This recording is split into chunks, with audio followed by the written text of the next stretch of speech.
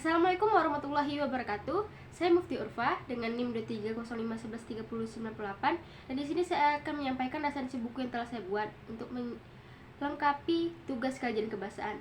Nah, identitas dari novel ini yaitu judulnya Sunset Bersama Rosi, nama penulisnya yaitu Terelie, penerbitnya PT Sabak Grup Nusantara, tahun terbit cetakan ke-6 2022, halamannya 410, editornya Diana Hayati, ukuran buku 20 cm dan jenis buku ini yaitu fiksi. Nah, sinopsis dari novel ini yaitu kisah ini bercerita tentang persahabatan Tegar dan Rosi yang sudah terjalin selama 20 tahun. Tegar sejak lama menyimpan perasaannya terhadap Rosi, tapi tidak kunjung ia utarakan. Dan pada saat, tempat dan waktu yang tepat untuk ia mengutarakan perasaannya, ternyata Nathan, sahabat Tegar, telah dulu menyampaikan perasaannya kepada Rosi. Tegarlah yang mengenalkan keduanya. Malang sekali nasib Tegar. Senja itu menghabiskan semua harapannya untuk hidup berdua bersama Rosi. Rosi telah menerima cinta Nathan yang baru dikenalnya selama 2 bulan. Dengan perasaan terluka yang tidak tertahankan, Tegar memutuskan untuk pergi selama-lamanya dari kehidupan Rosi dan Nathan. Ia memutuskan untuk tinggal jauh dari Rosi dan Nathan. Selama Tegar pergi dan meninggalkan Tegar dan pergi dan menyibukkan diri dan menghilang kabar tentang dirinya, pernikahan antara Nathan dan Rosi pun berlangsung. Buah cinta tersebut menghasilkan kuntum-kuntum bunga yang membanggakan. Hingga suatu hari, tiba-tiba Rosi, Nathan, serta kedua anaknya, yaitu Anggrek dan Sakura, menemui Tegar. Akhirnya Tegar pun luluh dan berdamai dengan keadaan. Semenjak saat itu, Tegar, Rosi, dan Nathan kembali berhubungan dengan baik. Namun ketika Tegar damai menerima kenyataan, musibah pun terjadi pada saat perayaan ulang tahun pernikahan Rosi dan Nathan. Keluarga mereka menjadi korban dari pengeboman di pantai Jimbaran. Mendengar kabar buruk itu, Tegar pun berinisiatif untuk mengunjungi keluarga kedua sahabatnya itu. Ternyata Nathan menjadi salah satu korban yang meninggal. Setelah kepergian Nathan, Rosi amat terasa terpukul. Ia mengalami depresi berat yang mengharuskan dirinya untuk melakukan rehabilitasi kejiwaan. Dan ini mengharuskan Tegar untuk merawat anak-anak serta mengambil alih mengurus resor sementara hingga Rosi sembuh dan pulang. Dan Tegar rela membatalkan acara pertunangannya dengan Sekar karena harus merawat anak-anak dari Rosi dan Nathan. Dan pada saat Rosi telah sembuh, Tegar memutuskan untuk menepati janjinya bersama Sekar. Dan pada saat pernikahan dilaksanakan, tiba-tiba Rosi dan anak-anaknya pada saat acara puncak berlangsung datang. Lily, anak terkecil dari pernikahan Rosi dan Nathan, tiba-tiba menghampiri Tegar dan menyampaikan keinginannya yaitu Tegar menjadi papanya. Nah, bagaimana kelanjutan ceritanya? Apa respon dari Sekar? Buruk atau malah sebaliknya? Kita bisa melihatnya di akhir cerita. Belakang penulis atau pengarang. Terelie lahir dengan nama Darwis pada tanggal 21 Mei 1979 di Lahat, Sumatera Utara. Dia merupakan anak ke-6 dari 7 bersaudara. Kedua orang tua Terelie bekerja sebagai seorang petani. Meski lahir sebagai anak tani, Darwis mendapatkan pendidikan memadai. Dia mengenyam pendidikan di bangku sekolah dasar SD Negeri 2 Kikim Timur. Setelah itu melanjutkan pendidikan ke SMP Negeri 2 Kikim dan SMA Negeri 9 Bantar Lampung. Terelie melanjutkan pendidikan tinggi di Universitas Indonesia. Sebagai novelis, mungkin banyak yang mengira ia akan mengambil jurusan sastra Indonesia. Namun, Terelie mengambil jurusan akuntansi di Fakultas Ekonomi UI. Setelah menyelesaikan pendidikan, Terelie tidak langsung berkarir sebagai novelis. Dia sempat bekerja sebagai akuntan di sebuah perusahaan. Terelie telah menikah dengan wanita bernama Rizky Amelia. Dari pernikahan tersebut, sang novelis memiliki 2 orang anak bernama Abdullah Pasai dan Faiza Azkia. Karir kepenulisan profesional Terelie dimulai pada tahun 2005 ketika ia menerbitkan novel dengan judul Hafalan Sholat Lisa. Karya pertamanya ini mendapat sambutan baik dari publik. Sampai pada tahun 2011, Hafalan Sholat Lisa diangkat menjadi film layar lebar. Nah, film ini bisa kita saksikan di televisi pada Hari Raya Idul Adha. Kelebihan dari novel ini yaitu novel ini mempunyai cover yang menarik, indah, bahasa yang mudah dimengerti atau dipahami oleh para pembaca, alur cerita yang menarik, serta konflik yang diceritakan seolah kejadian nyata yang bisa dibayangkan. Nah, kekurangan dari novel ini yaitu akhir cerita dari novel ini cukup gantung. karena kita tidak diceritakan bagaimana respon Tegar atas permintaan dari Sekar untuk menikahi Rosi.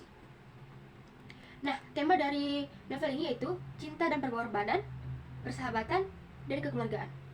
Penokohan dalam novel ini yaitu ada Tegar, Rosi. Tegar sebagai penokohan dalam novel ini itu ada Tegar, itu seorang tokoh utama dalam novel ini yang merupakan seorang pria yang cerdas, gagah, baik sekali dan dapat diandalkan. Dan kemudian ada Rosi, seorang wanita yang menjadi sahabat kecil Tegar, dia merupakan orang yang dicintai oleh Tegar.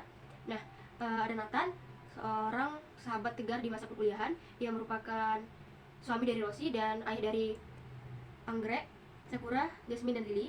Kemudian Anggrek, anak sulung Rosi, Sakura, anak kedua dari Rosi, Jasmine, anak ketiga dari Rosi, dan Lily, anak terakhir dari Rosi. Nah, kemudian ada seseorang yang asing di Pantai Jimbaran, pelaku pengeboman, Clarice, seorang wanita bule yang berumur 45 tahun, dia merupakan seorang peneliti biologi. Dan kemudian ada Kade yang sebagai manajer cafe seafood, ada Made, itu bekerja sebagai guide, Oma Rosi, itu ibunya Rosi, Sekar, yaitu gadis cantik yang dicintai oleh Tegar, Smith, seorang pria yang bekerja sebagai pilot helikopter, Lian, yaitu koki resor yang juga merangkap manajer resor. Kemudian ada Michelle, seorang turis asal Inggris yang berprofesi sebagai dokter. Kemudian ada Franz, teman kerja Tegar, Ariteo, bos Tegar di perusahaan sekuritas. Ada Dokter Ayasa, dokter yang bekerja di shelter, Linda, sekretaris Tegar, dan juga teman baik Sekar sekaligus sepupu jauh Sekar. Nah, latar tempat dalam cerita novel ini itu ada di Jakarta, Bali, Lombok, Bandung, ada 4. Terus kemudian ada latar suasananya itu ada marah, sedih, tertawa, terpesona, tegang. Dan kemudian ada latar waktu, yaitu ada malam, pagi, dan senja. Nah, kemudian sudut pandang dalam cerita novel ini yaitu sudut pandang orang ketiga. Nah, konflik dalam cerita ini bermula semenjak pengeboman itu terjadi di mana saat keluarga Nathan dan Rosi sedang melakukan perayaan hari ulang tahun pernikahan Rosi dan Nathan di Pantai Jimbaran, Bali. Nah, pada saat itu Tegar juga sedang menghadiri perayaan melalui telekonferensi. Mulanya semuanya terlihat baik-baik saja. Kemudian hingga saat dimana Sakura dan Jasmine hendak mengambil hadiah untuk ibunya dengan terburu-buru dan tidak sengaja menabrak seseorang. Tidak berselang lama, pengeboman itu pun terjadi. Tidak pernah disangka perayaan hari ulang tahun pernikahan yang awalnya berlangsung dengan bahagia dan ceria akan berakhir dengan tragis dan mengganaskan. Dalam kejadian tersebut, memakan banyak korban, luka-luka hingga korban jiwa. Malangnya nasib keluarga Nathan dan Rosi, mereka merupakan salah satu dari keluarga korban yang menjadi korban pengeboman di Pantai Jimbaran. Tegar sangat panik serta prihatin ketika mengetahui hal tersebut. Ia buru-buru memutuskan untuk pergi ke tempat kejadian, mencari Rosi, Nathan, serta anak-anaknya. Dalam kejadian itu, Sakura mengalami luka yang parah hingga harus dirawat berhari-hari di rumah sakit, dan sementara Nathan tidak bisa diselamatkan lagi. Dengan kejadian tersebut, menorehkan luka bagi keluarga Rosi, terutama Rosi sendiri. Kepergian Nathan membuat hatinya sakit. Ia merasa tidak bisa menjalani hidup lagi. Kepergian Nathan banyak merubah segalanya. Rosi berubah menjadi wanita yang murung, memiliki tatapan kosong, dan enggan bicara. Hingga pada suatu ketika, Rosi mengalami depresi berat. Ia mengamuk di kamarnya dengan tak terkendali. Ia bahkan tega memukul kepala anaknya yang masih terbilang kecil. Hingga keputusan berat pun diambil demi kebaikan Rosi dan anak-anak, yaitu dengan membawa Rosi ke tempat rehabilitasi kejiwaan. Kondisinya lah yang mengharuskannya untuk menjalani ke rehabilitasi kejiwaan hingga akhirnya ia pulih kembali.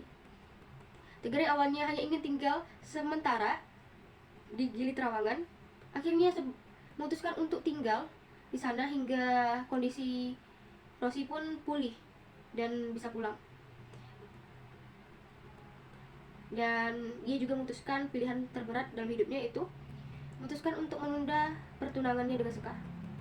Klimaks dalam novel ini itu hingga akhirnya yang ditunggu-tunggu, yaitu kesembuhan Rosi. Dengan kesembuhan Rosi, berarti Rosi bisa dibawa pulang ke resort tempat ia tinggal. Tangis haru anak-anak menghiasi kedatangan Rosi. Tegar beserta Rosi dan anak-anak hendak pergi ke Jakarta untuk menyaksikan konser musik Sakura. Mereka akan menemani Sakura bermain biola di dalam konser musik itu. Ternyata pada saat giliran penampilan dari Sakura yang ia tujukan kepada pamannya Tegar, tiba-tiba Tegar dapat pesan dari seseorang yang mengharuskan Tegar untuk menemuinya sesegera mungkin. Ternyata seseorang itu adalah Linda. yakni sahabat baik Sekar dan merupakan sepupu jauh dari Sekar. Linda mengungkapkan bahwa Sekar akan bertunangan dengan seorang laki yang tidak dicintainya pada esok hari. Nah, Tegar pun merasa terkejut. Ia sesegera mungkin menemui Sekar agar Sekar membatalkan pertunangannya dan memberikan kesempatan kedua pada hubungan antara Sekar dan Tegar. Sepulang dari menemui Sekar, Sakura marah sekali kepada Tegar karena tidak menyaksikan pertunjukan yang ia tujukan kepada Tegar. Tegar kemudian minta maaf kepada Sakura karena ada urusan mendadak yang penting sekali untuk dikerjakan. Tegar memutuskan untuk tidak pulang ke Gili Trawangan. Ia minta Roshi yang menemani anak-anak pulang. Ia akan pulang, tapi tidak tahu kapan. Setelah Sekar membatalkan pertunangannya, Tegar pun bergegas untuk kembali menemui Sekar dan ia berjanji untuk menikahi Sekar. Kemudian Tegar pulang ke Gili Trawangan. Ia menyampaikan bahwa ia akan segera menikah bersama Sekar dan tidak tinggal lagi di Gili Trawangan. Roshi pun terkejut karena mendadak sekali acara pernikahannya. Dan anak-anak, terutama Sakura, tidak terima pamannya tidak akan tinggal bersama mereka lagi. Mereka ingin pamannya tetap di sini bersama mereka. Tegar berjanji bahwa akan tetap mengunjungi mereka. Anak-anak pun menerima. Ternyata setelah menceritakan maksud Tegar akan menikah, Oma malah menceritakan apa yang sebenarnya terjadi, apa yang sebenarnya Roshi rasakan. Ternyata Roshi juga mencintai Tegar semenjak dulu. Tetapi karena cinta Tegar yang teramat besar sehingga Roshi tidak menyadari hal itu. Dan sekarang pun masih sama. Roshi masih mencintai Tegar. Roshi yang mendengar percakapan itu pun menangis. Tapi keputusan Tegar tetap kuat, yaitu ia akan tetap menikahi Sekar. Nah, resolusinya itu hingga hari pernikahan pun tiba. Ternyata Roshi dan anak-anaknya datang. Lily berlari ke arah Tegar. Ia mengungkapkan keinginannya untuk memanggil Tegar dengan sebutan Papa. Lily menangis. Roshi pun memaksa menggendong Lily dan keluar. Sekar tiba-tiba melepaskan jarinya dari genggaman Tegar dan berlari mengejar Roshi. Ia berusaha meraih tangan Roshi dan menariknya ke tengah ruangan. Ia mengatakan bahwa 20 tahun kelak aku pasti menyesali telah melakukan ini, Tegar. Tapi 20 tahun kelak juga aku pasti akan menyesali jika tidak melakukannya, ucap Sekar. Kemudian ia meminta Tegar untuk menikahi Roshi. Ia sempurna melepas Tegar dan berusaha mengikhlaskannya. Nah, majas dalam novel ini itu yang dapat saya temukan ada 5. Itu ada majas hiperbola. Entah mengapa semua kalimat ini tiba-tiba justru menusuk hatiku sendiri, menoreh luka lama. Terus yang kedua itu majas repetisi. Roshi terlalu lelah, terlalu sedih, terlalu semuanya. Dan yang ketiga itu majas simile. Kursi bayi itu terguling bersamaan dengan tubuh Nathan yang bagai pangkal batang pohon kelapa tua dimakan rayap, berdebam roboh. Terus yang keempat ada majas retorika. Bukankah kebahagiaan mereka juga sungguh kebahagiaanku? Dan yang kelima majas pleonasme, yaitu dan masa lalu itu hanyalah masa lalu. Kemudian amanat dalam cerita ini yaitu jangan menyia-nyiakan kesempatan yang telah ada. Teruslah berusaha dalam kondisi apapun. Jangan berputus asa maupun dalam situasi tersulit. Selalu mendengarkan nasihat orang tua. Jadilah anak yang baik dan membanggakan. Kesempatan itu dicari, bukan ditunggu. Dan nilai-nilai dalam novel ini itu yang pertama nilai sosial, selalu membantu orang lain yang kesulitan atau perlu bantuan. Nilai ekonomi, Tegar yang bekerja keras sehingga mendapat posisi yang tinggi di perusahaan dan dapat membeli apartemen serta rumah. Dan yang ketiga itu nilai moral, saling menghargai, menghormati serta menyayangi sesama manusia.